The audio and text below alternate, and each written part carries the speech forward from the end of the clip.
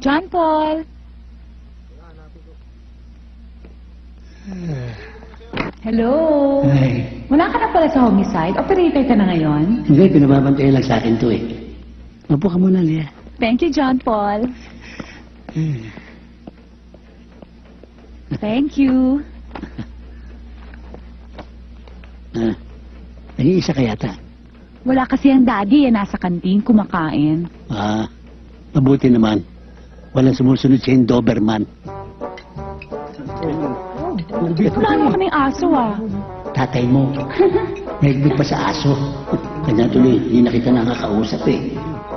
Sandali lang. Ikaw ba, Lea? Talagang anak ni Colonel Macanto?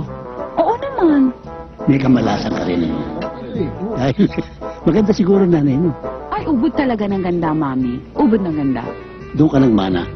Dahil kung nakamukha mo ang tatay mo, magmumukhang lukot na tsampuy ka. John. Dahil ikaw, maganda ka pa kay Talia. Wow. Ang tatay mo, mukhang tuliya.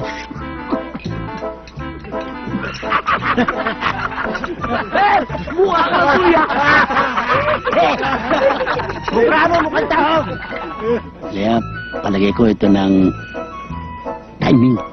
Ano yun? Magtatapat ko sa'yo talagang nung umalis ka, patungong Amerika, talagang nagdurugo ang puso ko. Pero nung makita kita sa airport, naglukson tinik ang puso ko. Tuwan-tuwa ako. Talaga? Pero secret ha. Huwag mo sasabihin sa tatay mo. Tandaan nyo ha! Sabi nito sana, secret ka lang!